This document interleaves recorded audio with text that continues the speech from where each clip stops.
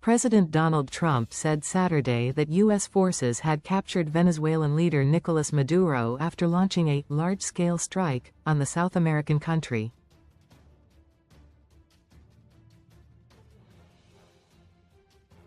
The United States of America has successfully carried out a large-scale strike against Venezuela and its leader, President Nicolas Maduro, who has been, along with his wife, captured and flown out of the country, Trump said on Truth Social, around 2 hours after explosions rocked Venezuela's capital Caracas.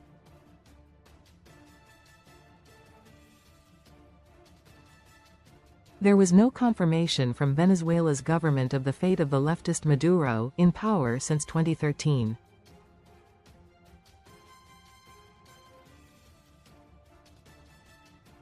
His government accused the United States of an extremely serious military aggression, which follows a months-long campaign of increasing military and economic pressure by Trump.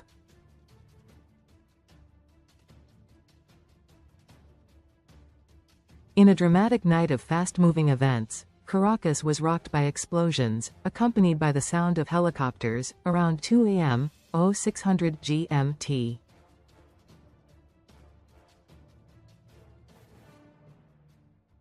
The blasts continued for nearly an hour, AFP journalists said. Trump said he would give a news conference at 11 a.m., 1600 GMT, at his Mar-a-Lago residence in Florida, where he is on vacation.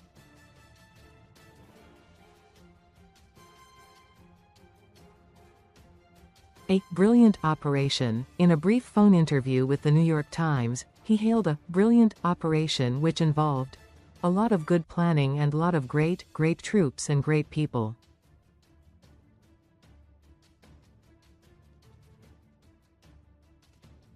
Fuerte Tiuna, Venezuela's largest military complex, situated in the south of Caracas, and Carlota Air Base in the north were among the targets of the strikes.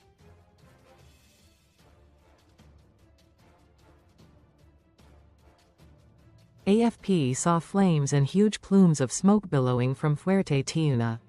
Blasts were also heard in La Guaira, north of the capital, where Caracas's airport and port are located.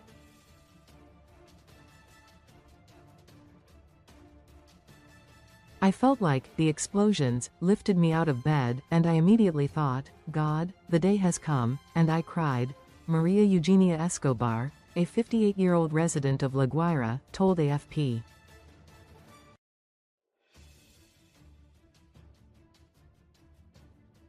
Venezuela rejects, repudiates, and denounces before the international community the extremely serious military aggression perpetrated by the current government of the United States of America against Venezuelan territory and people, the government said.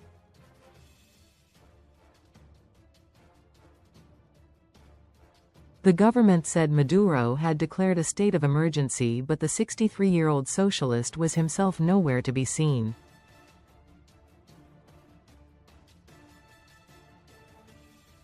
The Defense Ministry accused the United States of targeting residential areas and announced a massive deployment of its military resources.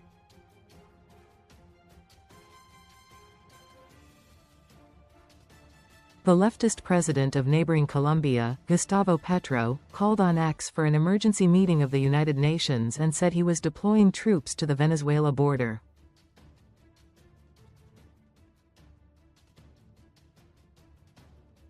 As the strikes began in the dead of night, residents of Caracas rushed to their windows and terraces to try to make sense of events.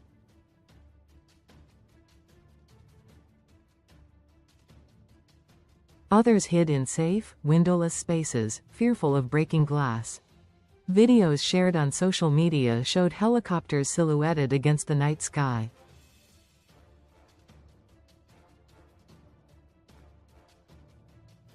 Power has been cut in certain parts Caracas, according to residents.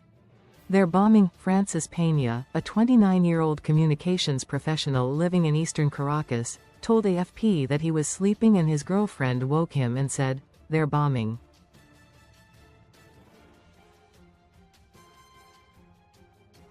I can't see the explosions, but I hear the planes.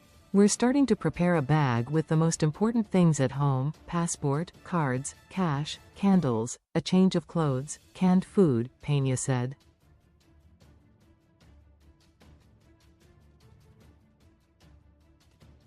Trump, who deployed an aircraft carrier and warships to the Caribbean as part of what he initially presented as an anti-drug smuggling campaign, had repeatedly threatened strikes on Venezuelan soil.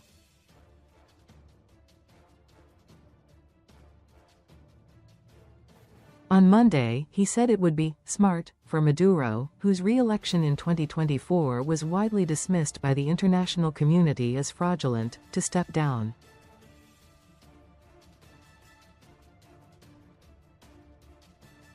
He also said the United States had hit and destroyed a docking area for alleged Venezuelan drug boats.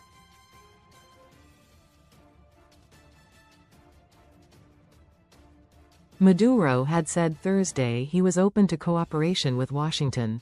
The Trump administration has accused Maduro of heading a drug cartel, but the Venezuelan leader denied any involvement in the narcotics trade, saying Washington was seeking to overthrow him because Venezuela has the largest known reserves of oil on Earth.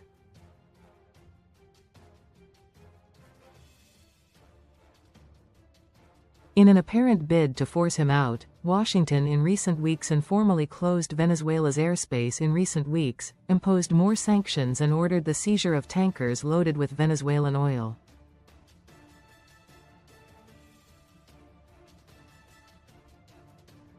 U.S. forces have also carried out numerous strikes on boats in both the Caribbean Sea and Eastern Pacific Ocean since September, targeting what Washington says are drug smugglers.